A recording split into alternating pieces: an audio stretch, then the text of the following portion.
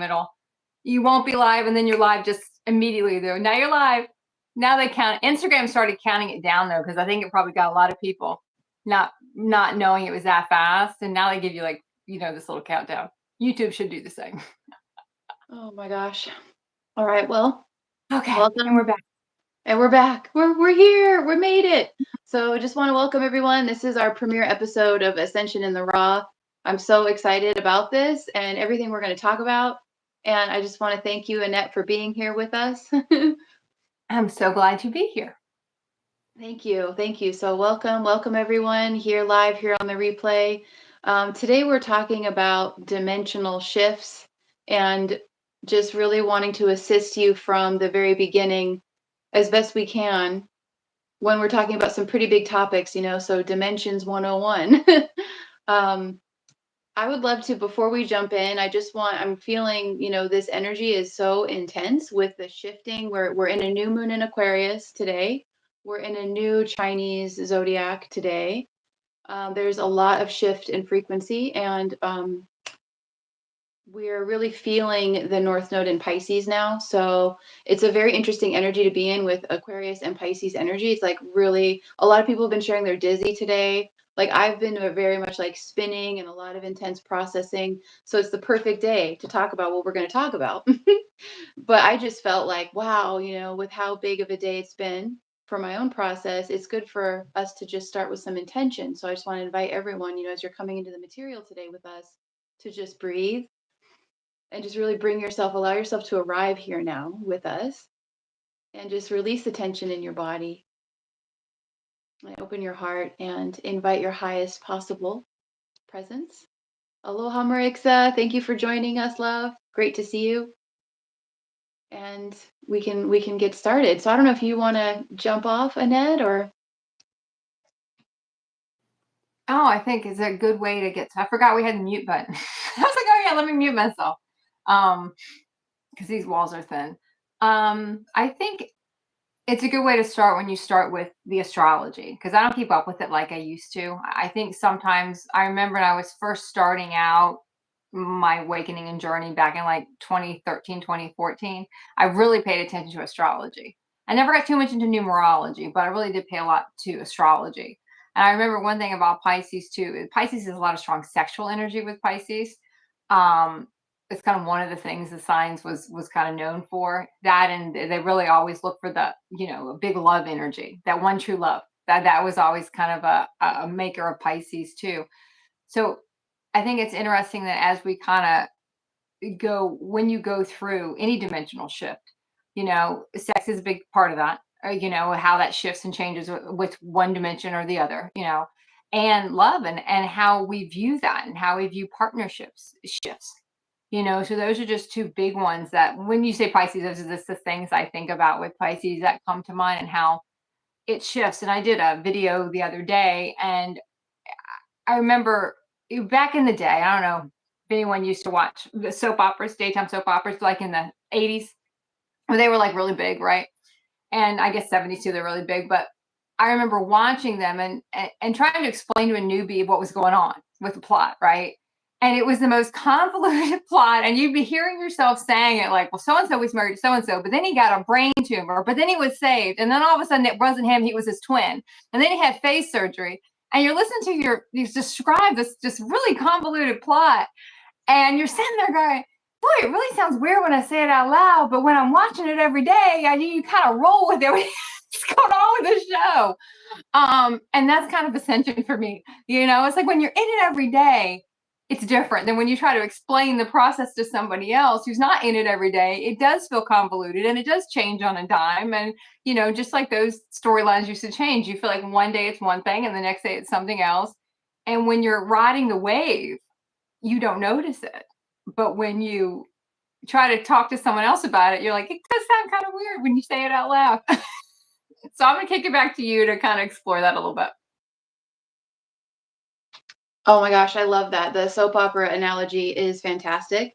I'm cracking up Because yes, it's like so many different directions, where things can go. Pisces energy. For me, it's a merging, there's dissolving.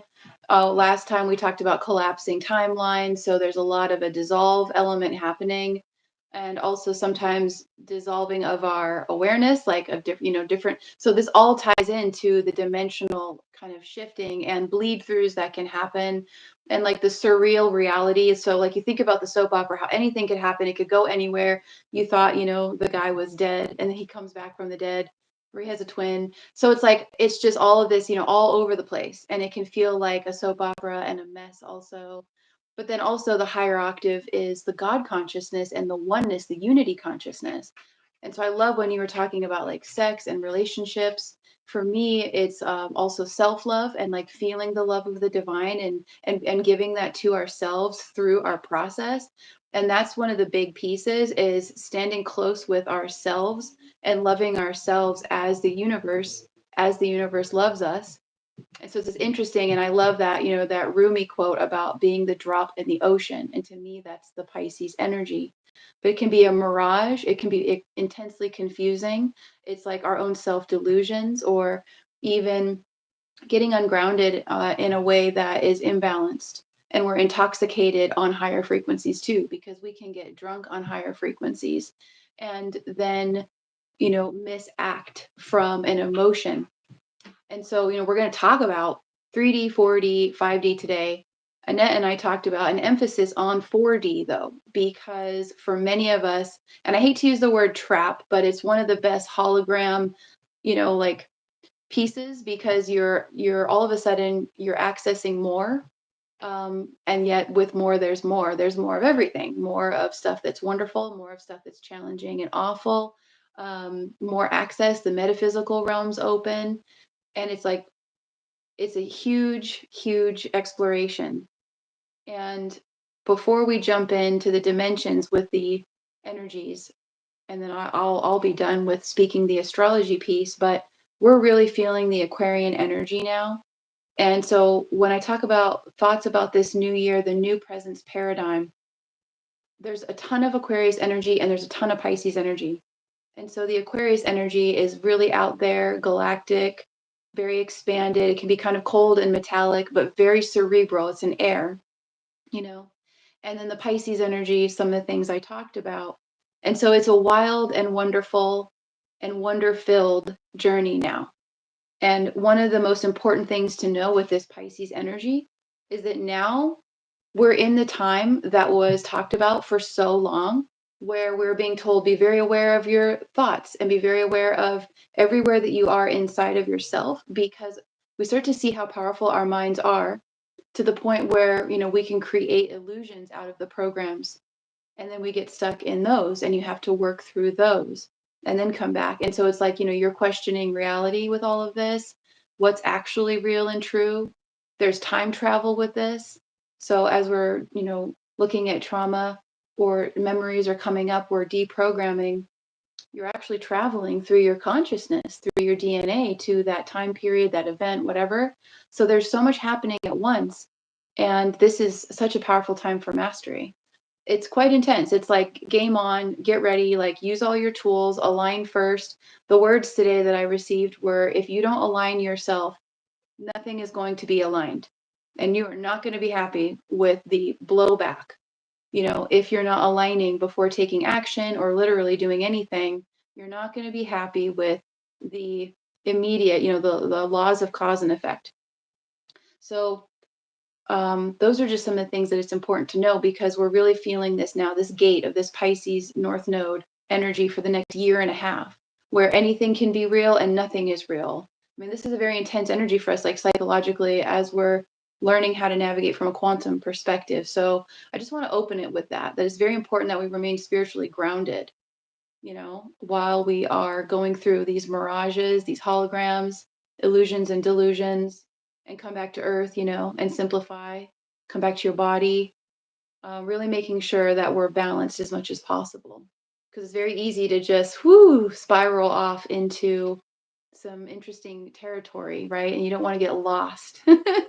You want to get lost, and then you want to get, find yourself again. So I just wanted to throw that out there, and wherever you'd like to go, Annette. It was funny when you said that, the dreams and that it's an illusion. It was back to the soap opera analogy. I remember one season of a soap opera, the whole thing was a dream. And then they tried to, because and then they tried to pick back up. People were so mad. You're like, what do you mean? None of that happened? I don't remember what happened before that. But a couple of things to explore. I remember I watched a movie called The Atom Project.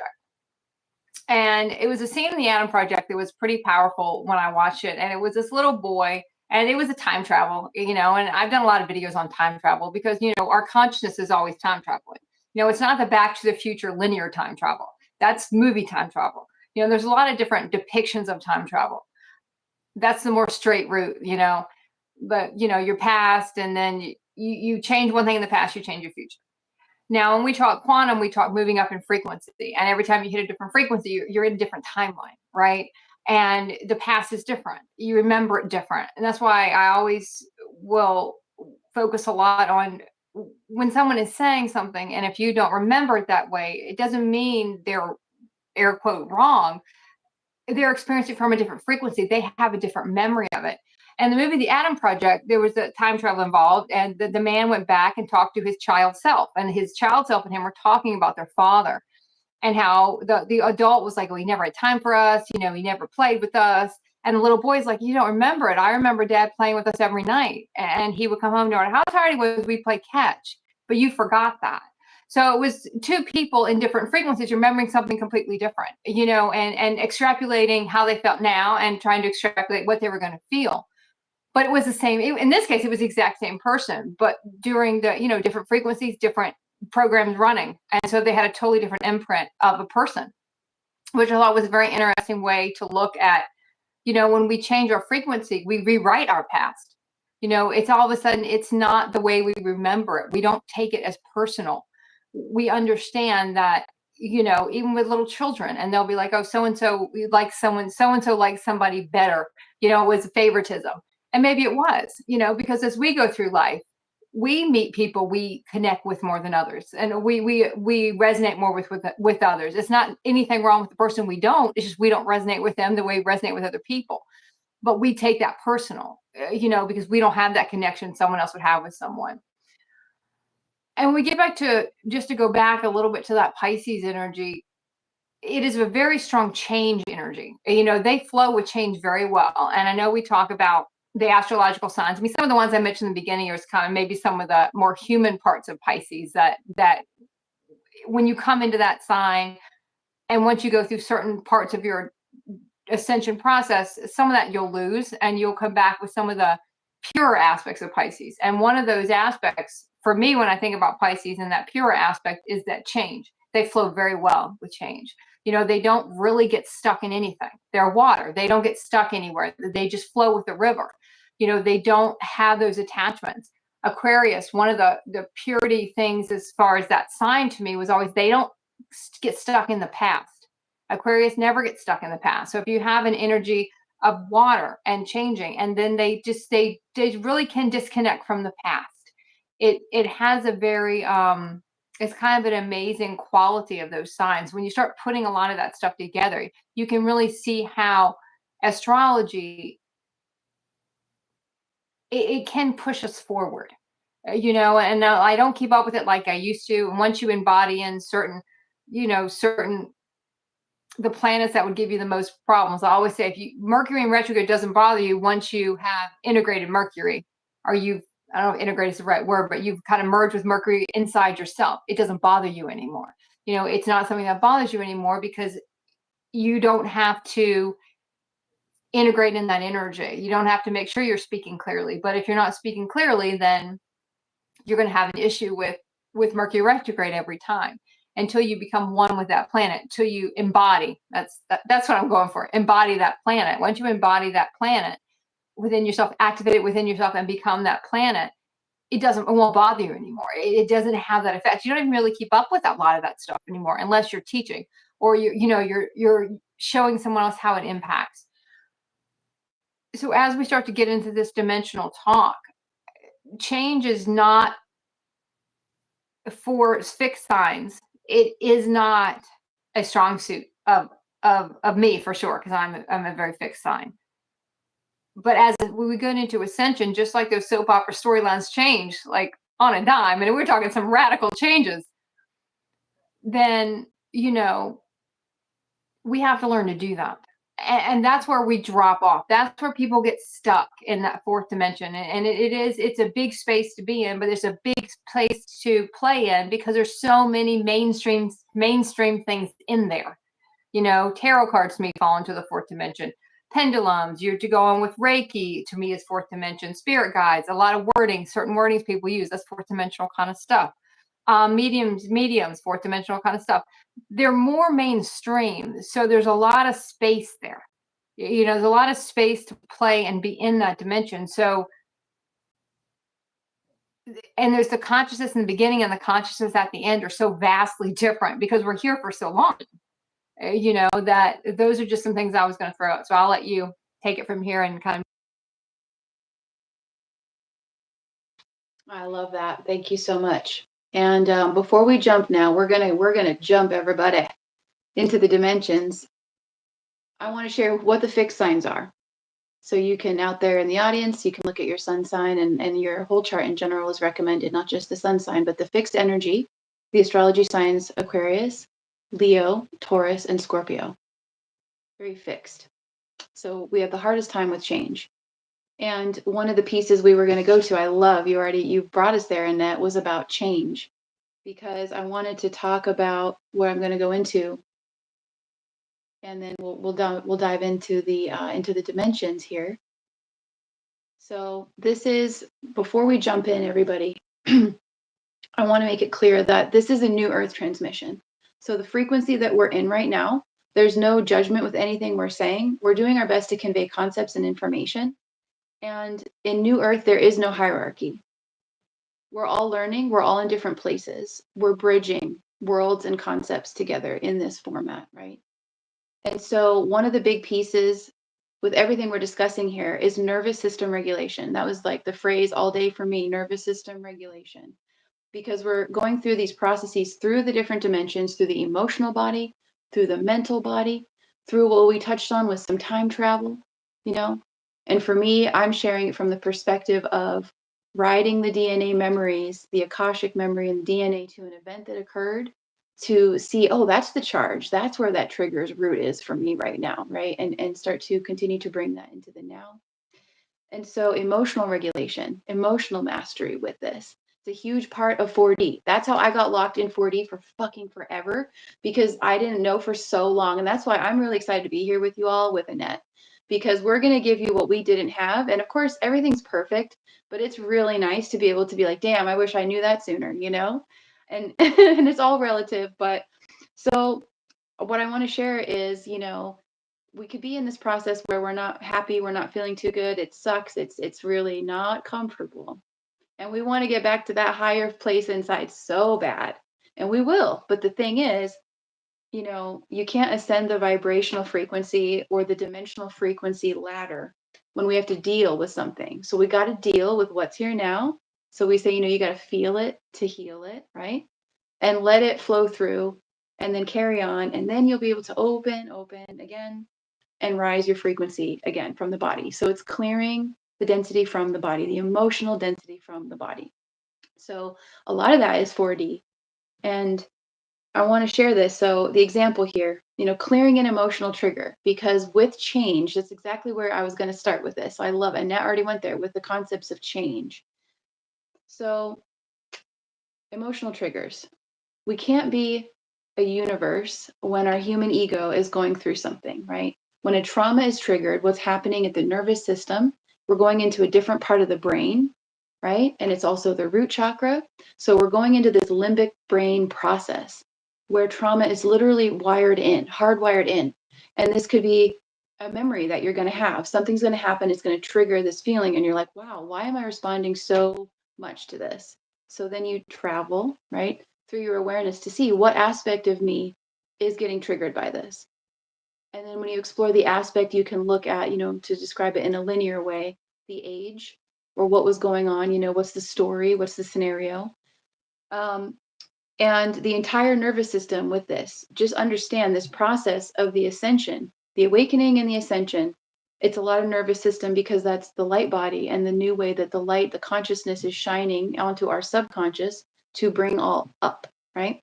So I want to share, if you're feeling trigger happy right now, there's so much electricity with this energy that it's all about the deprogramming again and working through the ego again. And so I just want to normalize this so that we're not having judgment about what's coming up or where we are. For anyone out there in the audience, it's so important not to judge. And we all fall into it. You're like, oh my God, I can't believe I'm in that again, right? Well, welcome to programming. Hardwiring your brain is quite a process, of consistency, right? So you want to have compassion for you, for yourself, and for all. But the nervous system with triggers has a tripwire, but it's designed that way so that you can rewrite it, right? And that's a lot of 3D is getting triggered. 4D, we start to see, oh, there are more tools for me to work with this, right? And there's a lot more, which will go.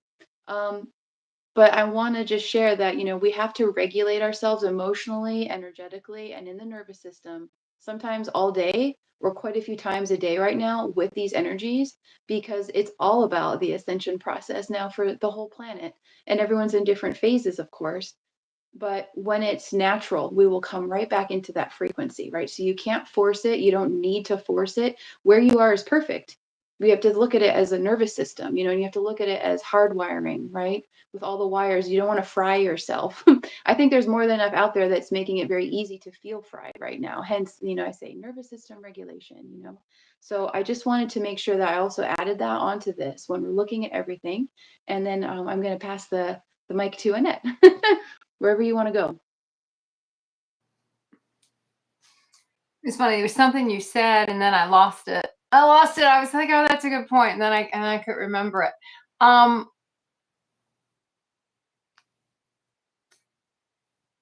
think it's important to know that when we do our dimensional shifts, and we were going to focus more today on the fourth dimension, which that's one foot in the third dimension, which is human consciousness, created realities. That's all that means. It's just realities created with human consciousness. And then fifth dimension, which is when you start going into feeling what your soul kind of feels like, the peace you feel. I would always say you going from acting normal to acting natural. So in the beginning, it doesn't feel normal because it's natural, but we don't know what that feels like. So we feel like it's kind of strange. In the fifth dimension, your eyes start to lighten up. Your eyes will get lighter. You start to see some difference in your appearance. I think as far as, you have more of a glow to you a lot of times when you do hit that. And the fourth dimension, you're kind of sitting in the middle. And, I was listening to something today, and the quote was, the hardest place to stand is in the middle. And I would agree with that, because you really can't stand in the middle.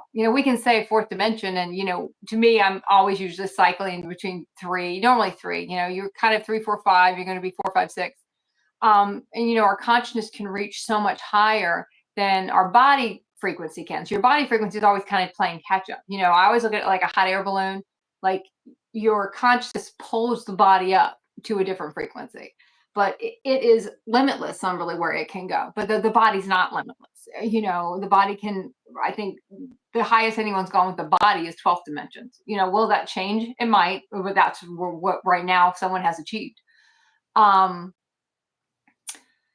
So when you start to get into the fourth dimension, and you start to get into the dimensional shifts, and you start getting into being triggered, and being triggered is a really big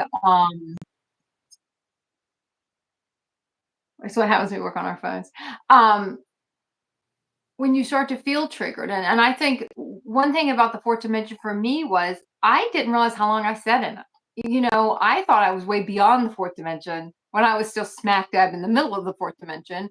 And it is hard to stand in the middle because you really can't stand in the middle. To me, you don't really live in the fourth dimension. You're taking fourth dimensional things and using them to get to the fifth dimension, but you don't really doing that on purpose. You think you're trying to fix your third dimensional life with the fourth dimensional stuff, and then pulling up, but it's really pulling you into the fifth. So it's your soul. It's the kind of the biggest joke your soul plays on you.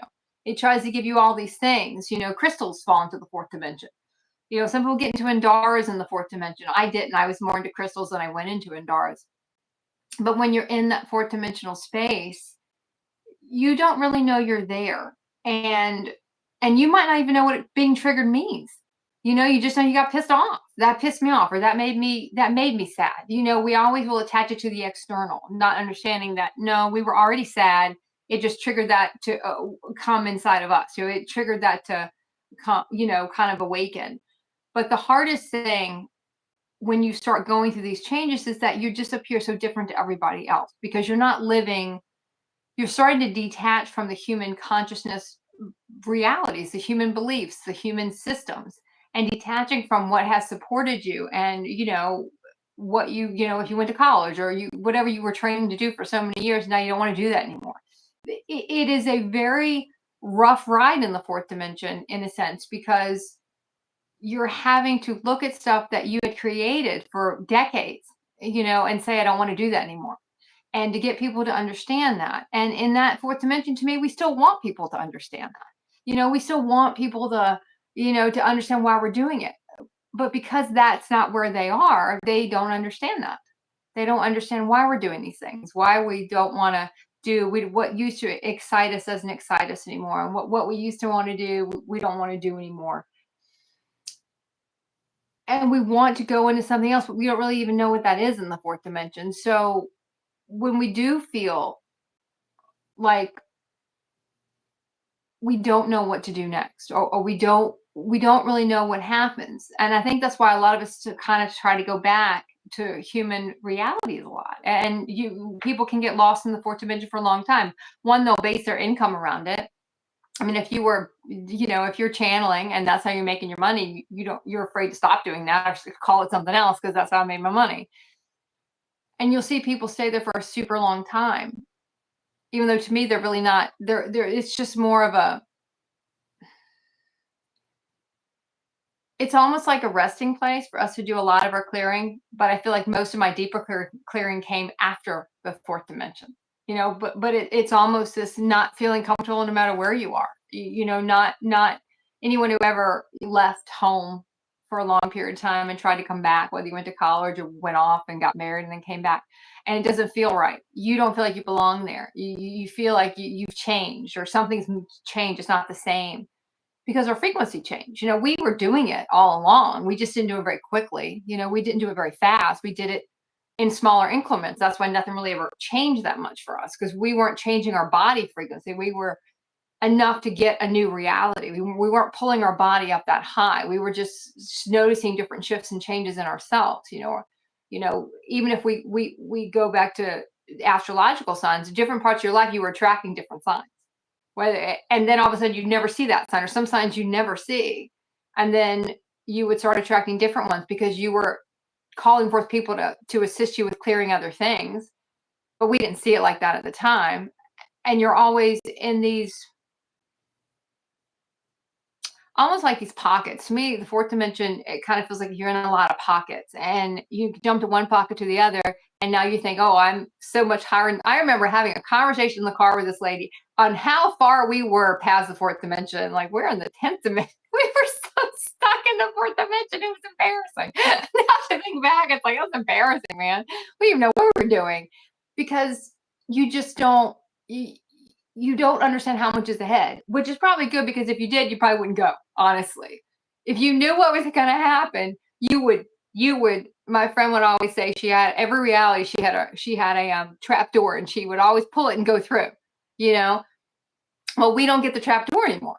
You can't jettison out of these realities anymore. You have to kind of set through them and try to wrap them up, or put a pin in them to wrap them up later.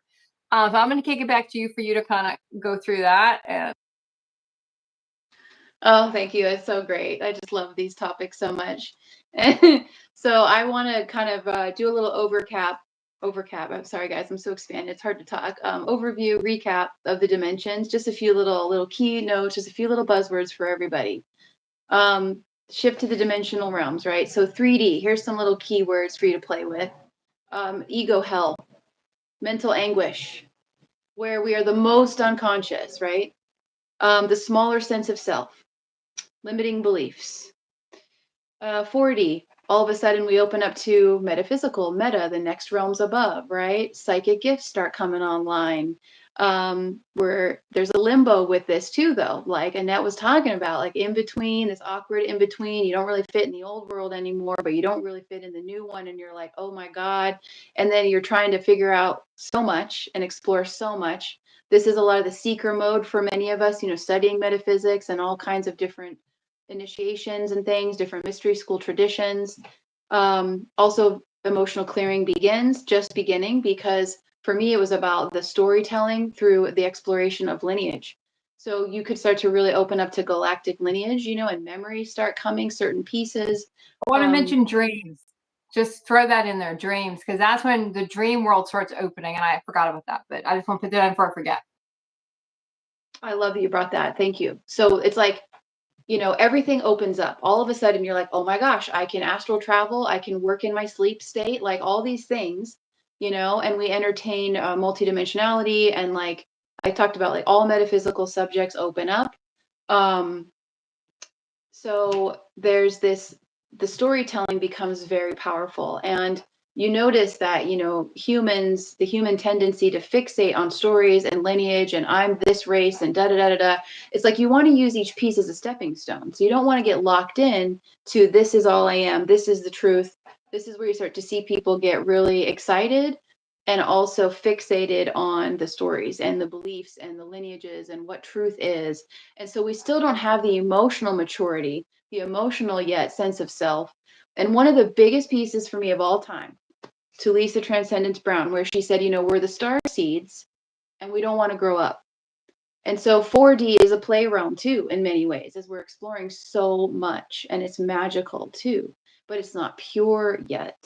We still have so much ego stuff to go through.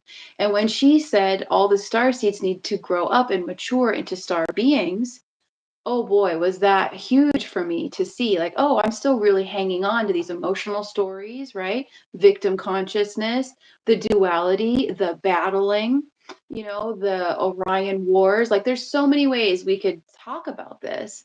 Um, all these different tensions throughout the history on the planet. And what's funny about that is, Gaia is opening up more and more of the Akash for us to see even more of human history. So people want to, fixate and argue on stories, lineages, how did humanity get here? All these things.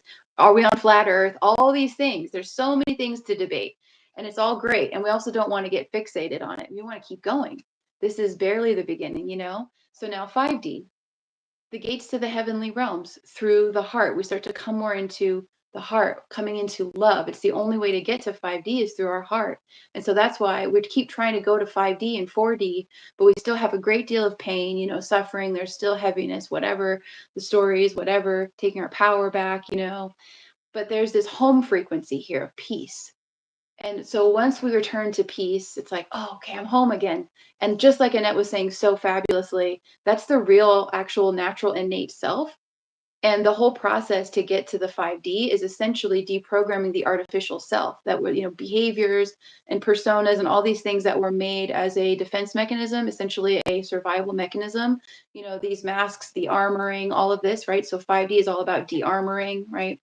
But peace, enjoyment, 5D is perhaps for many of us, like depending on what you went through, what your initial, I would say, boots on the ground training, your childhood was like, this may be the first time you feel good. And you want to stay in that soft place, the fluffy place. The colors change, the crystalline realms start to open. You got more pastels. You're also starting to get bleed through of more information. The more you can keep your heart open and stay open and soft, you're getting bleed through of higher dimensional information. And yet we still have pieces of ourselves that are stuck in other, like the 3D and the 4D. So one of the big pieces for me is like, where are we still humanizing things? Because if that was the only way that we ever saw something, a function, an aspect of society, an aspect of existing in a physical human form, but we have to bring a whole new consciousness through to that, right? And so what I wanted to say is, and then I will pass it to you, parts of us can easily access one dimension and other parts stuck in other dimensions. And it is our responsibility to ascend that aspect, to ascend, to then bring that to the highest. And boy, that's where the real work begins. And so you want to make sure you're not bypassing And I want to share, you can tune into anything and feel and start to receive information on what you really feel about it under the thoughts you think you're thinking. We're going to go beyond thinking and into feeling and perceiving and what are the body sensations. And so this is where I love Annette brought in change, because I was going to say, okay, let's do an experiment, everyone. Tune in to anything, any concept, and feel what you feel about it through your body. So let's experiment. Bring your attention to the idea or the word of change, and that change is imminent, that we are change, right? But if you're observing fear of change, fear of the unknown, then we walk you through by saying, well, the next step is, what is this fear? Why? What is the story around it? So you want to keep opening. Where is this? Perhaps in the body or in the experience, in our consciousness. This is where the time travel can come in. And who said it? Who said that? Was it us? Is it, something that we were imprinted with hearing in society? Who said that? Which aspect said that? So you see how much it becomes this process of everything that presents and arises, then it's up to us to determine all these various pieces. So I like to think about, when we talk about like English and like writing, like, what is it? Who, what, when, where, why? That can be a helpful who, what, when, where, why to assist you in this deprogramming and the exploration to see, oh, okay, there's just another piece of me that now the light's being shed on it for me to bring it up, to love it, essentially, right? To validate the emotions, and then to thus all of a sudden it's lighter. You can feel the shift inside. And so I want to share that, this is quantum entanglement. So through quantum entanglement, you can put your consciousness on any topic, any word will open a file for you. And you use this process: who, what, when, where, why. You can explore where, what realm, the memory that these are. And this is where I was saying earlier, time travel happens through the DNA Akash, the libraries of memories. So you want to observe what is. You want to observe what is. You may not have the name for the feeling, and you can ask for the words. For the words, you may hear song lyrics. A lot of times I'll hear song lyrics or funny sound clips from my favorite shows, funny things. Or you'll see a bumper sticker or a license plate or the number sequences, So ask, and this is part of the fun of opening up with the 4D and above, is the messages, right? But you can ask for the words or a phrase through the memory. And then bringing in, and I'm going to let Annette take it, is once we do the clearing, then our frequency starts to rise, because we've released that density now. And then you can welcome in, oh, I'm in my love again. Oh, I'm in my peace again. Thank God. Thank God I'm home again, And then you can open your mind, your body softens, and you can then bring your awareness into the dream weaving, right? And imagineering new realities, because you've cleared that space. So these are all huge, huge things, but I just want to put it out there into the ether for everybody for this today and going forward in this new realm. And thank you for being here, because you see now how important going through, sifting through the dimensions can be. So I'll pass it over to you, Annette. Oh, that was so good. So we don't like good or bad here, but that was really very, very it was interesting the ways that I always like to do these, because everyone has a different way of saying it, and a different way of looking at it. I don't even know if, when I was in the fourth dimension, I knew what quantum was. I mean, you'll hear it, but I don't know if I understood it, to be honest. If I'm really honest, I don't think I did. I was still trying to fix a lot of my human realities with the fourth dimensional stuff. And dreams were big. To me, that's the first thing that opens up for people, because you can't dream. I took dream classes for like a year, right?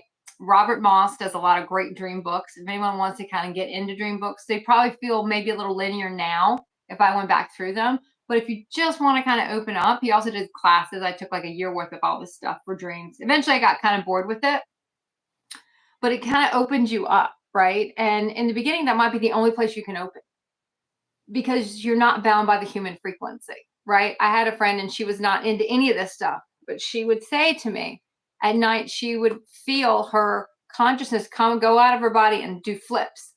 It just flip her out and flip her out and flip her out. And she went to a very linear human doctor and tried to explain it to him.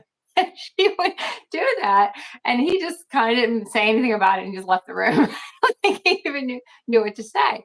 So a lot of this stuff happens. I mean, our soul doesn't care about the past. It's not going to give you. A lot of people tend to take dreaming and want to put it in a box, and that's a lot of really what human realities are. They're a box, and we try to take everything and put it in a box. And I dreamed about a snake because once I saw a snake. No, I mean, don't worry about what a dream dictionary says. None of that shit matters. Okay, you're looking at different dimensions. That's all it is. And to me, there's always going to be bleed through. There's no closed systems. Everything bleeds through. Will you have the same thing happen exactly the same way? Probably not. Is it energetically very similar? Probably will be. Especially repeating dreams. A lot of this stuff in the beginning, that's huge. Fourth dimension, and when you mentioned license plates and words on trucks, that was huge for me. Huge for me when I was trying to get guidance. And a lot of the fourth dimensional realities, we're trying to get guidance, and you don't really care where it's coming from. You will take a message on a license plate like it is the most gospel thing you've ever seen when you're asking for something, because you haven't really figured out yet that you programmed it all. Like, and there are no red herrings in our universe. We don't just put a pen there and say, oh, I'm just going to throw this red pen here for no reason. The red pen's there for a reason. We just don't know what it is yet. And we might consciously not understand why we put that red pen there for 15 years. But there are no red herrings. We don't create that, right? We don't have that kind of waste of energy. Our reality, if you believe in the same, a lot of people are really big into the simulation theory right now. And to me, that is the best way to kind of explain it. Every dimension is a simulation. They're prettier than the other ones, prettier than the human simulation, but they're still kind of simulations. So when you start really wanting to open up, and if we want to even take it back there for a while, just how do you even start? And if anyone ever has seen the show Outlander, and I don't want people to get too bogged down in the whole, romance, because I guess it was a romance novel. But one of the things that always strikes me if you watch Outlander is, the whole premise is this woman can travel through stones and she goes back in time, right? But she always tries to change what's going on in time. She'll just give some examples. She'll go and try to talk to a certain culture, right? And say, you guys should not be so nice. We're talking about the Native Americans. Don't be so nice, because eventually this is going to go south for you. But nobody wanted to hear that. The collectives were kind of set in what they were doing. They didn't want to know about that yet. They don't want us to make trouble. We're not ready for that for another 100 years or whenever that's going to actually start taking place. So she would always go back and try to change something. But she couldn't, and she would never kind of be able to move anything because the collectives weren't ready for that yet. So a lot of our fourth dimensional realities is realizing what we're not ready for, what we don't want to hear. And you can get the same message 15 times. I can tell you, I got the same damn message 15 times. But if you're not ready to hear it, it doesn't matter. And I think that's one of the most honest things we can be with ourselves. Is, yeah, I got an answer. I didn't like it, so I'm going to pretend like I didn't hear it, but I know what I'm supposed to do. And anytime I ignored that, I would get really set up a really rough reality later. And you start to even understanding when that karmic clearing comes back, or when you kind of finish the karmic timeline you started when you did that one thing. Because I'll remember that one thing. And it could have been 3 years ago, but I'll remember specifically that memory comes up. And I'm like, that's when I started this. I started this whole timeline when I did that one thing. Because sometimes we don't want to hear it. We don't want to know. And it just, that show always strikes me, because she always goes back and keeps trying, and different people kind of did the same thing. We're trying to change, you need to go do this now because this is going to go south for you, and it doesn't matter. But if you look at our world today, if someone showed up and said, hey, all these cell phones, you got to throw them all in the trash. All this stuff's going to happen if you don't. Who's lining up to do that? There will be no one in that line to line up and do that, because nobody wants to hear that. And a lot of the fourth dimension, especially when you get to start getting to the latter parts, and I'd say the latter parts, when you start understanding you can't go back. A lot of the beginning of the fourth dimension is just to have some kind of something, because you feel like the physical world is something more. There is a hand behind the curtain. It's not just this physical stuff. There's a definite difference between any kind of metaphysical understanding and just not knowing it's there. And that to me is kind of the beginning of that fourth dimension, when you start to be like, maybe there is something more here. Maybe energy is important. What does that mean? And I've been in places and talked to people you never thought would be interested in any of this stuff. And we would do energy balls with our hands and try to stretch out the energy and feel the energy and feel different people's energy. And it was exciting for people, because they didn't even know what a lot of that stuff really was, but they had an interest in it. And to me, that interest is the spark. But if you're trying to talk to someone that has no interest in the spark, it's just because they're not there yet. And it's hard for us to want people to move with us. And the fourth dimension, there's also this I didn't watch the show, but it was a show. It was a remake of Willow, I think. Not a remake, but the series Willow. It was a movie a long time ago in the 80s, I think. And these people had a wagon, right? And the wagon was breaking down, and they kept getting in the wagon and taking the wagon everywhere. And this reviewer who was reviewing the show said, just burn the damn wagon. Why do you keep putting everyone in the wagon and dragging all your shit with you? Just burn the wagon. It keeps breaking down. Why do you keep taking the wagon everywhere? And he's like, just burn the damn thing. But the fourth dimension is kind of the wagon. We want to keep taking everything with us. We want to take this, take it back into the human reality, and see if we can make that work. Not realizing that that's us pulling us out. But we double down on it because we mess it up more because our frequency is changing and none of it fits. So now it's even more convoluted than it was before. So now we're going to double down and bring more stuff in here and try to now fix it. And none of it works. But lessening the load. And that's the one thing that I would say. Lessening the load of really what is important? What do you think can transition? Because honestly, for me, very few things transitioned, and the things it did had to go through a lot of purification too. And that's my purification, of how I felt about the thing. Because it's never about the thing. It's about how the thing makes us feel. It's about how these people make us feel. It's not really about them. It's the feeling we have around it. We can do the same act twice, but the energy of why we're doing it is what depicts the frequency and what depicts our timeline, what depicts what we're doing and why we're really doing it. And if we have that agenda of why we're trying to, and the fourth dimension, that is all agenda. Anyone who's in the fourth dimension cannot tell me they don't have an agenda, because they sure as hell do. Okay? We do. We don't even realize we have one yet. Sometimes we do. Sometimes we don't. Most of the time we do. We didn't realize it as an agenda. We're going to try to paint it as like a goal or something, but it's still an agenda. Because that's what that whole process is. It is just learning new things. It is a huge playground. I think you really hit on it. It is a place to play and a place to, but you don't want to nest there. And I see a lot of people nest there, like cats when they get ready to lay down, they're just nesting, they're just getting all comfortable there. Because eventually it will fade too. And we have to go on even if no one goes with us. And honestly, most of the time, no one's going to go with you. Because you're going to be in realities where you are the light for them. And now you have to go on. And they'll have to find their light. And it might not be their time yet. Just like trying to make someone collectives move that don't want to move, or if it's not their time yet, it's not their time yet. It doesn't matter what you say. It doesn't matter how profound it is. I always will also say, if no one's asking your opinion, don't give it, because no one gives a shit and they're not going to hear it. We give it because we want to hear it. We want them to hear it, but no one asked for it, right? So it doesn't matter. It can be so profound, it doesn't matter. It can be the most profound thing in the world you just said, but it goes on deaf ears because nobody wants to hear that. So, all right, I'm going to kick it back to you to explore those or whatever you want to explore. I love that. Thank you. It's so great. I appreciate you touching on that, things we don't want to hear. That's huge. And that's huge. And that, to me, that's part of, when we are playing and we're enjoying things like the starseed, activations. And it's a lot of ego gratification.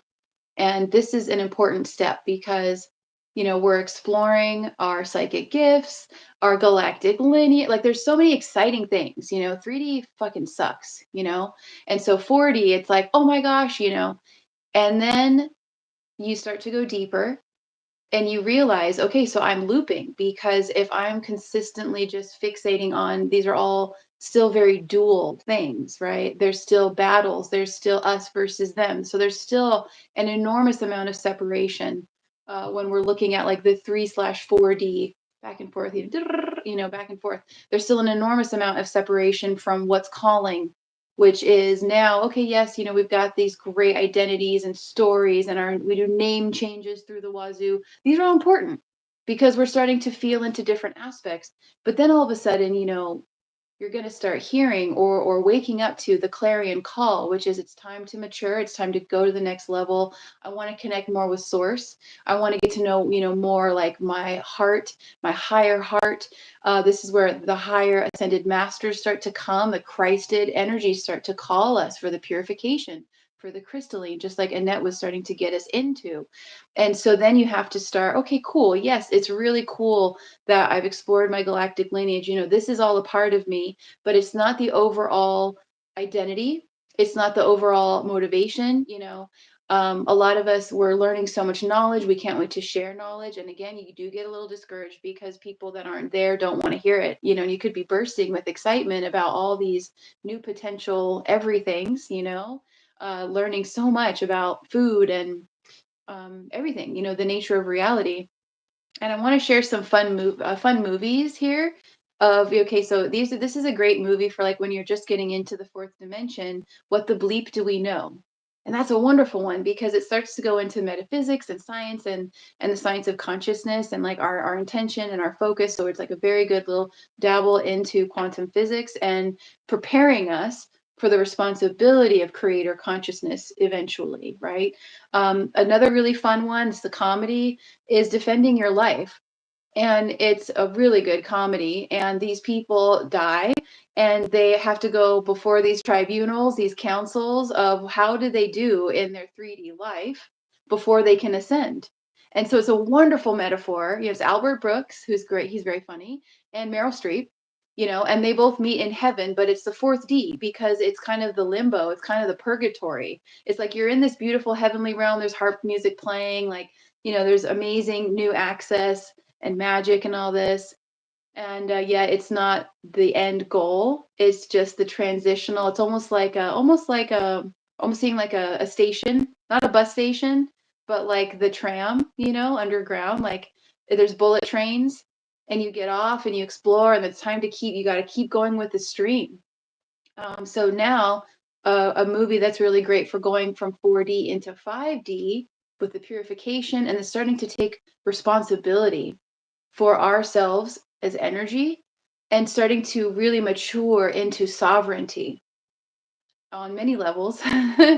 But the Celestine Prophecy, and that's a great book, but the movie is beautiful because it has wonderful visuals to show you the intermingling of people's energy. And as we are purifying, our old dynamics like power and coming into power and what pure power is, and leaving the 3D, 4D energetics of like domination, force, control, battle, us versus them. I'm going to take over. Like there's no longer this excess need to control. We're starting to let that ebb away. And yes, we're going to have control programs come up for years, even if you're spending most of your time in 5D.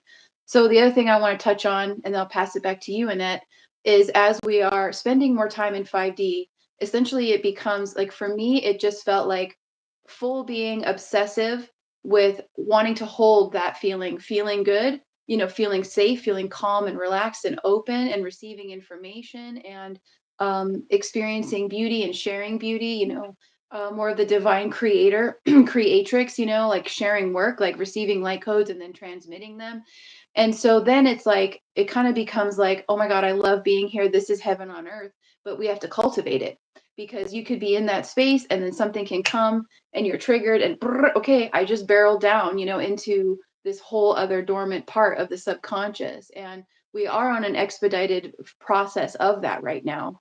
But I just wanted to share, so you could spend some time as well in 5D, and that's always the gateway, that's always the entry point back home to ourselves as a higher aspect, so we're not allowing the lower aspects to drive the wheel, the wounded parts, the trauma pieces, right? We're doing our best to see clearly.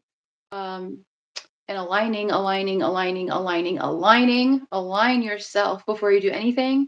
And then there will be bleed throughs from the next higher pieces.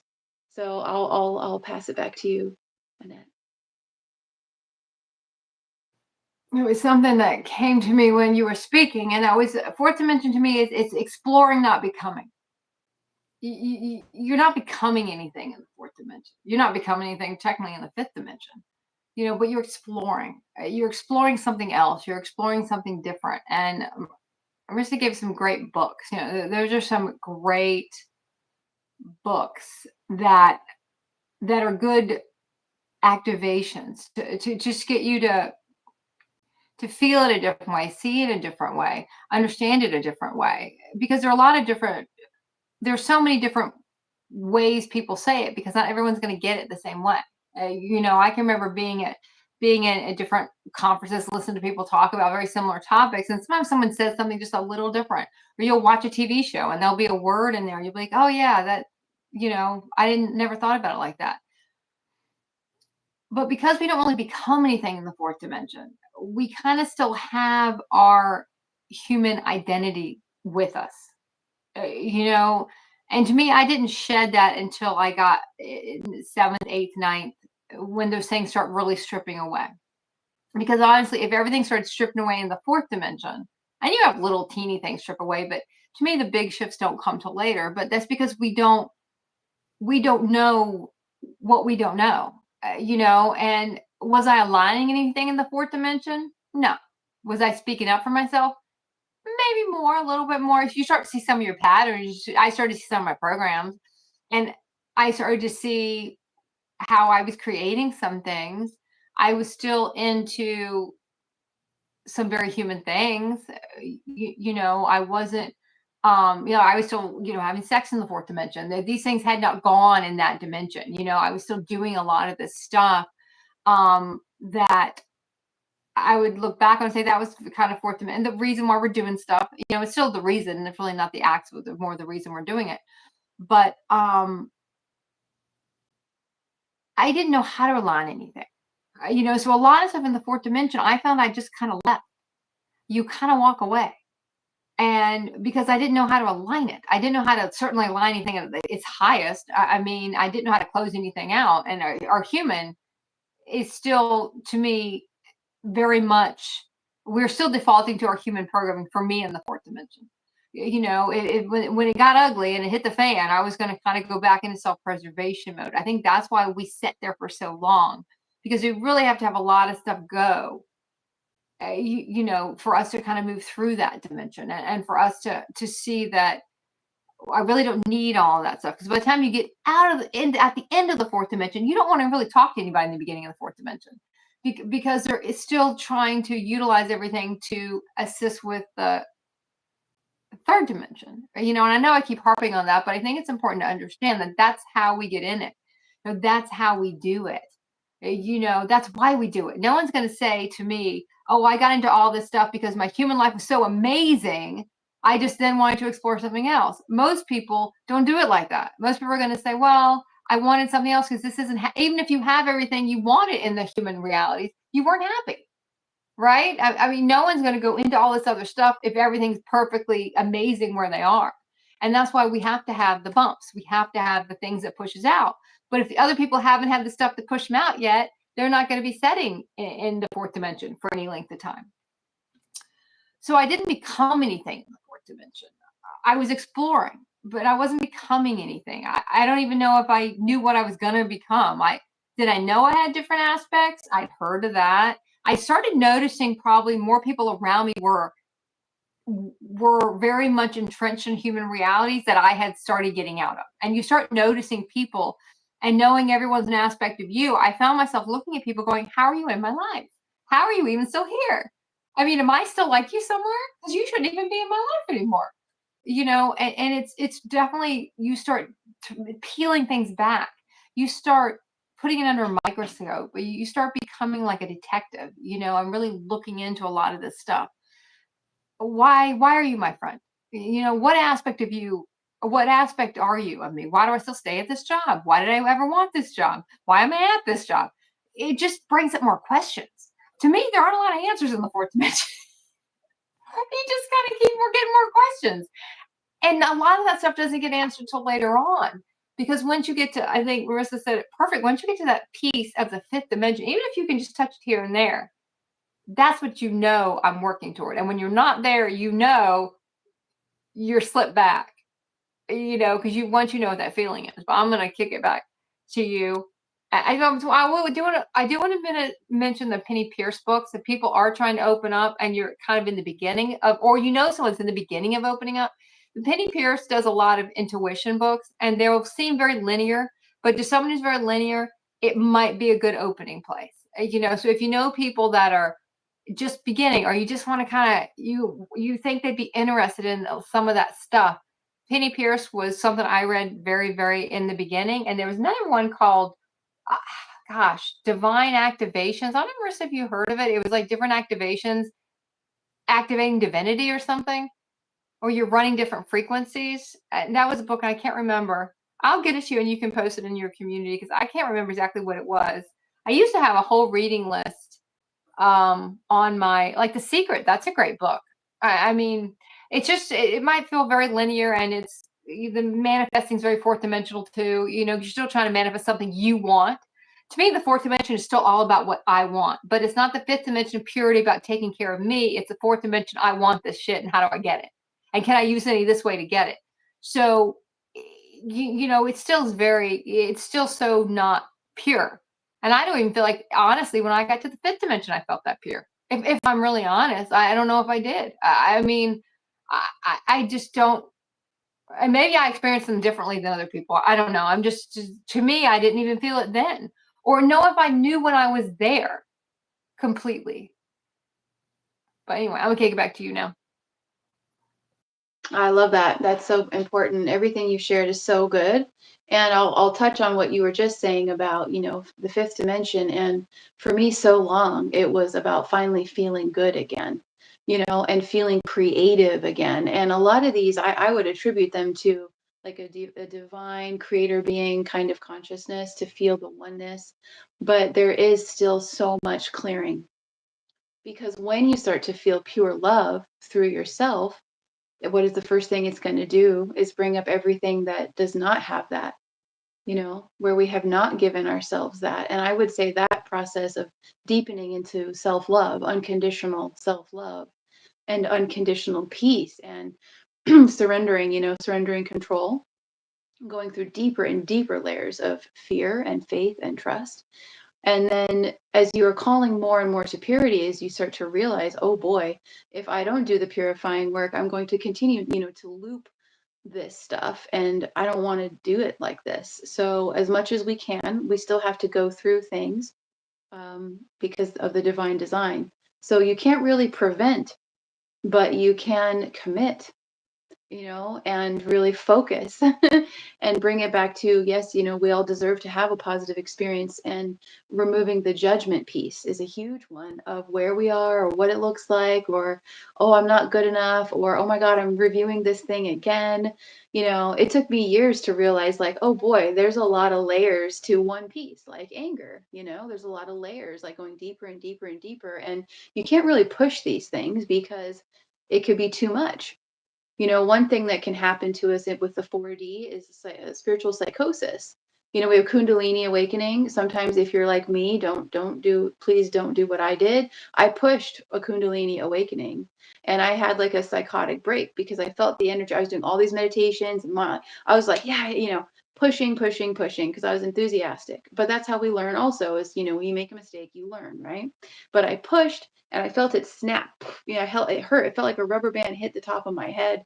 And I had like a multiple day process where I was like, oh my God, none of the food in the grocery store is actually food, like everything that's packaged, and just seeing through the illusions of so much. And it was like a David Icke, like deep dive into everything, and, everything, right? The royal family. So then you get into all the conspiracy stuff. And so it's funny because all the stuff that you would say in the modern age, like all of the conspiracy research, and the royal families and all of these pieces, it's like we were looking at that stuff, during all part of the 4D. And so it's like you're taking your power back from piece by piece at a time, where we were giving our power away to like, well, they out there. So when we're going more 5D and up, it's like you start to acknowledge, like, sure, we don't love the different control mechanisms that we are still observing that are happening in 3D that we would never say is okay. There's certain things, right? And yet, it's at its end. So you don't give your power over to it anymore, or you're not living in fear, about, oh, all the water's contaminated and the chemtrails and the elf waves. And, so some of us do go overboard into this, like, oh my God, we're just bombarded, like we're being, oppressed or whatever. There's so many ways to look at this, but this is all part of the clearing. And when we realize we deserve peace and we deserve happiness, that's actually who we really are, then we'll work our asses off to keep that. Because once you fall out of that, and again, there's purpose to everything, because you can't hold that frequency for very long because it's new. And just start to look at this as the science. It assists us to depersonalize, like, oh, I'm not doing it good enough or whatever. No, it's about being consistent. And I loved it when Annette was mentioning the books. I was like, well, some great ones are Don Miguel Ruiz, The Four Agreements. That's so supportive, and it supports the higher and higher you go. The Four Agreements: make no assumptions, always do your best, be impeccable with your word, and take nothing personal. Those can assist us to exit 3D right away, because in 3D, that's everything. We assume everything, we know everything, we take it all personal, right? We're not aware of what we're saying or what we're doing energetically, our behavior. Like it's wild, and it can be kind of like and I love children. I love children, but it could be like a wild kindergarten classroom or something, of how unaware we are. But then you'll be surprised. You'll have been in 5D for some time and self-love, and you're like, oh boy, there's a whole other layer now of applied self-love, as we're clearing out even more of the density of deeper separation. And so one thing that's good to know, I learned the deeper I go, that the deeper I'm going to go. And the harder it can be, sometimes harder, because the emotions make us go unconscious. So you could have been stable in this beautiful fifth dimensional energetic and working with God consciousness and universal consciousness. And then this trigger comes. And that's why I always am saying, hey, everyone, like, really follow the space weather. Just like you're looking at the weather where you live on Gaia, you need to look at the space weather, because as you're seeing and tracking, you're going to start to feel like, oh, okay, maybe, there's going to be this intense flare, and that could affect my electromagnetics. And maybe that's not the best day to have that meeting, that business meeting, or that intense conversation, whatever, start to roll with the energies, and know that you will get thrown off. That's the whole point, because we are rising every time stronger and more integrated, right? And at the end of the day, what matters most is your resilience in keeping coming back, keep stepping up, keep rising up. And yeah, you do get thrown off, but that's the whole point, because you're clearing. So I think it's really important. And I wanted to ask you, Annette, like, if you could share for our audience here some examples, because I keep hearing you say it, and I wrote down because I wanted to ask you. And then you even said, I keep mentioning this. I would love for you to share some examples with our people about using 4D to fix 3D, like where we don't really want to let go, but we want to play and try to manipulate and get everything we want, or any examples that you have for folks out there. They're trying to let go of 3D and they don't even realize that they're trying to improve it, which when it can't, or however you so brilliantly would phrase it. Oh, you blew my light bulb out on my ring light here. Without that, I was like, oh, well, there you go. Okay. So that was so no, you know that was you that popped off. So when we start looking at fourth dimension, right, there's a couple things that are going to push us there. It could be money, right? We want to make more money. Then you're going to get the book The Secret. You're going to get into manifesting money. You're going to get, I want to manifest this car. You're still doing it because you want something, and you want something that's valued by the human realities, right? And that's why you're doing it. When you get into energy work, even though we don't realize all this stuff we're getting into, it's raising our frequency to pull us out, but we don't realize that, right? So we use a lot of the manifestation. All manifestation is to manifest something you want that is coveted in human reality. That's based, no one's trying to manifest a completely new ascended life in the beginning, because you don't A, know what it means, and B, if you knew what it means, you would know that there's so much you have to go through to get there, that you probably at that point wouldn't want it. You want it later, but not in that moment. You talk about crystals. You talk about wanting to get your all the clairaudience. You talk about clairvoyance. People want to have that stuff, but you want to have that stuff. So why? So you could see what's going to happen in your future. Am I going to end up with this person? Let me do all these activations about twin flames. Why? Because I want to attract my twin flame. We can go on and on and on about all these things we use and then try to take them back and go, well, this person, I want to be able to energetically, we had a fight and I don't want to call the person, but I want to use telepathy. I want to be able to read their field. I want to know what they're thinking. I don't know what's going on. I want to get a tarot reading and ask questions about somebody else. We do a lot of this stuff because we want to try to improve. We don't do it with a malintent. No one's going in with a malintent of taking it and using it. But that's the only life we know. Our human life is a life we know. And in that moment, when we're starting to open up and explore the metaphysical realms and our dream world and all this other stuff, there's no other thing we would do than take it and take it back. Because it's like we're hunting and gathering. We're going to go gather. What am I going to go gather and go sit over here by myself? No, why am I going to go sit over here alone? I mean, I got all this stuff now. I'm going to go take it back over here and worry about my chakra system, because my chakra system's clean. I can attract more energy. When I ever mention anything that when I would, you try to explain to people what you do and you do the best you can with it. Everyone always asks me, well, is my energy bad? Is my energy bad? Can you tell me if my energy is bad? And that's what everyone would want to know. Is my energy bad? What's going on with me? What do you think? Because people are so concerned about how others view them. We're so concerned about improving on how we judge ourselves on the human realm of what success is. And when we go, even crystals, crystals to open ourselves up. Yes, it's about self-love. Yes, we'll convince ourselves we want all that stuff, but we also want others to love us. And that's why we pull a lot of this stuff through. But like I said, that's the only world we know. So that's what we're going to do. We have not gotten to the point where we realize none of that stuff matters and it's going to go anyway. But all the stuff we're utilizing, even pendulums, anyone ever got a pendulum to play with a pendulum? You're asking it questions. Even if you learn in tarot, you're doing a tarot and asking a question. And I'm going to guarantee you it's a question about your human experience. You're not asking it a question about your ascended life, because once you get far enough into ascension, you don't really play with tarot too much anymore. Or you play with it in a different way. Give me anything. Give me something else, Marissa. Give me another tool in the fourth dimension. I can't think of any right now. I'm kind of starting to draw a blank. I guess I'm getting tired. Pendulums, tarot cards, books, manifesting. This book, The Secret. Throw in some more here. Give me something else. I'm trying to think of something else. Even your dream world. We're trying to dream the future. Yeah. That's what we're trying to do. We're trying to tap, or we're trying to share dreams with other people. It can get very convoluted, but I'm gonna mute for a second and let you.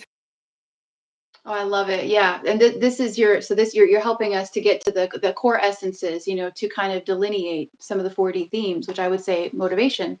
What's the motivation, and what are the priorities? And you want to look and see, is this something that is societally imprinted? Is mainstream? Is it a human preference or a human value or construct or definition of any aspect of my beingness? Or is this coming from a higher energetic, a higher power, a higher calling, a divinity, right? A purifying, like I want to bring something forth that's totally new, and revolutionary, and it's for all. So we begin to expand beyond, for self, right? And self, service to self? That's a huge jump gate, I would say, is, when you're starting to realize like service to self versus service to others, and starting to feel more of the interconnectedness of the impact that we have in our unconsciousness or in our consciousness, which is so important to consider. And so you'll start to feel called, because there's only so far you can go in 4D. I personally, I love all the examples you were giving us, Annette, because like for me, I don't really even like to use labels, but sometimes you have to in order to kind of give someone an idea of what you're talking about, but you don't really resonate with them. It's like, what are you going to use? 200 words to describe yourself? Psychic medium, shaman, like, yeah, I guess we have to use them in the keywords for the algorithm on YouTube, right? Or TikTok or Instagram. So you see where those are still valuable. But when you're engaging in those systems, so for instance, I had to leave all the psychic networks that I was a part of because no one wanted to utilize the gifts I have in like Akashic soul expansion phase to work on themselves. They want to use this energy to spy on other people, everything that you were sharing. How can I make them, or how can I take something out there to make me feel better in here? It was never about personal development, sovereignty, taking responsibility. And so this kind of circles us back to the beginning when we're talking about the play and like the starseed consciousness, that at a certain point, it's time to grow up, because there's only so far you can go and you're no longer satisfied, because those are still 3D constructs, and you realize that this is where we hold ourselves back, is we have to revisit our priorities. And do we feel online with our soul? Where do we feel the disparity? And the big piece I was going to share before we swapped here was everything. I want to invite you all here in the audience for a little exercise. Everything in this moment that you want to that will make you feel good, or everything that you feel you do not have.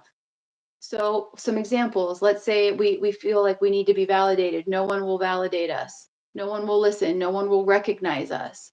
So you want to start with those pieces, or no one will value us in our experience. We have all this love to give. No one wants it, or no one can reciprocate it, or no one can understand or value. So this is where we want to flip it back around and make it all about yourself. And this is where And I I talk about, oh, sorry. in there about when you say, what do you want? Is there a physical thing you want? And does that tie back into validation? Because sometimes we say, oh, I just want this, but we want it because it ties back into validation.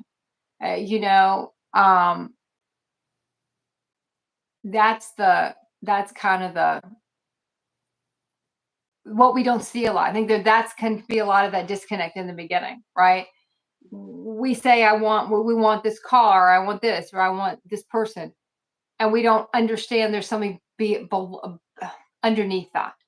And that's where the fourth dimension kind of gets us to. It's the underneath.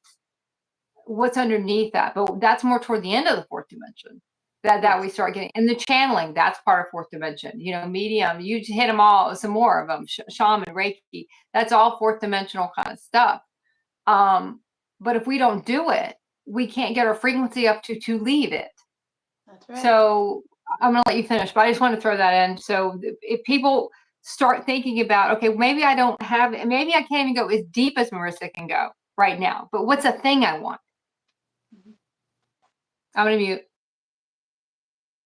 I love that. Thank you. That's, sorry, I keep getting calls, the thing doing this on our phone. That's the piece, is what are we seeking? Where do we feel separate? We perceive that there's something outside of us, a situation, a person, a thing that's going to make us feel happy. Well, let's cut all that out and just say, I want to be happy. How do I be happy? Or I want to feel love. How do I feel that? So this is the process of becoming the energy of the thing that we conceptually, linearly think will bring us, the sense of satisfaction, happiness, ease, whatever, right? This is where grace comes in. And this is where, for me, a lot of the aspects of the Divine Mother. So 5D, now as we get deeper into 5D, it becomes Divine Mother energy, sacred feminine energies, a lot of reparenting, but softness and love and holding ourselves. So it's almost like there's an angelic version of you that's holding the wounded, separated, the victim, part of you through these processes of witnessing yourself, going through these different painful moments, or crazy, it was snotty, lots of crying, going through our ugly moments, which are not ugly. It's just a way of saying that we don't want to look at them. Perhaps we don't feel comfortable for whatever reason. And again, this is taking our power back from thinking we have to do everything perfect, or that there's a right way, right? Or that there's this cookie cutter way. And this is all part of, I say, is deprogramming the industrial era, right? Because once industrialism began, we were all separated from nature and from a lot of these kind of Lemurian concepts, that are heart-centered, being closer to the earth and to one another and making things by hand. This is the beginning of what really separated us through the convenience of technology, devices, and so on. So anyways, I would throw religion in. We didn't really touch on religion, but religion is fourth dimension. I mean, it is. I mean, it's third dimension, but it carries over into the fourth dimension because you start questioning that. You start questioning everything. And that goes into, how do you start to feel about it? And I'm gonna mute again. I just want to throw that in because we hadn't even touched on it, and I wanted to. Someone made a comment below, and it kind of brought it up for me, so that's why.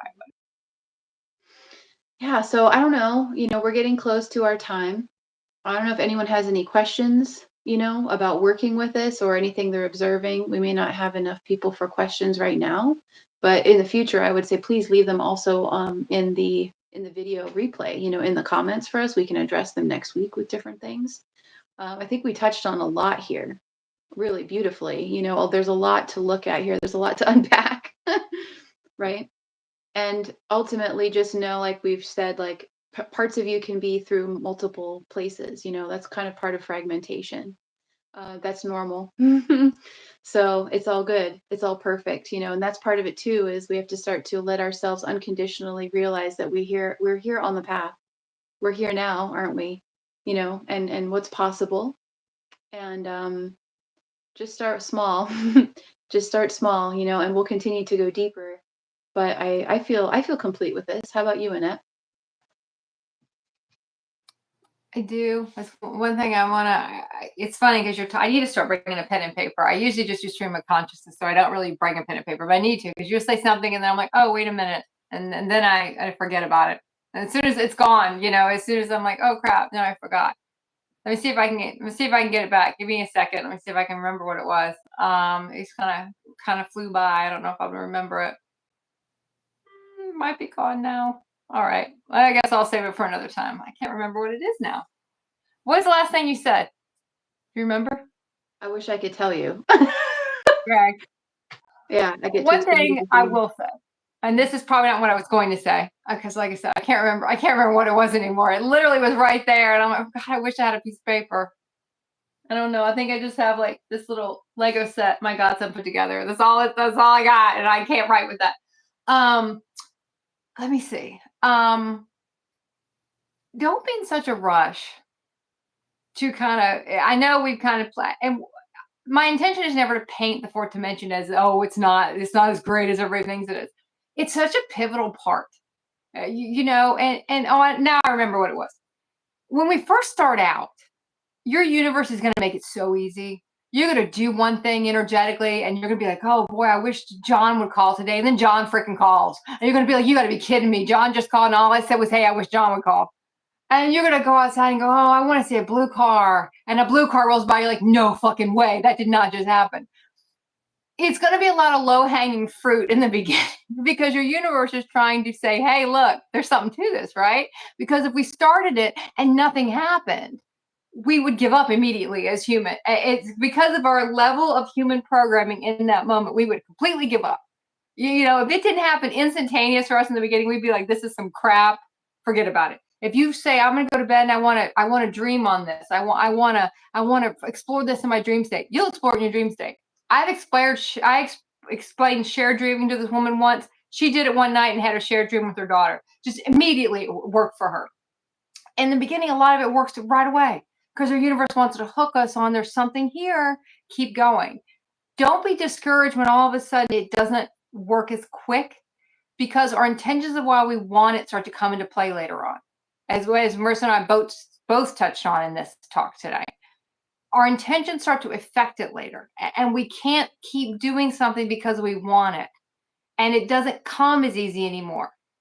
When we first start, it's going to feel easier, because, there was a trick I used to teach people, and it was you get a phone, and I didn't come up with this. It was on YouTube somewhere, but it was a trick I would use to show people where you would take the phone and write a person's name down the part of the phone horizontally or vertically and then horizontally, and then I don't know, circle 3 times and touch your third eye, something like that. It didn't really matter doing all that. It was more the intention of thinking about this person and see how long it took that person to call.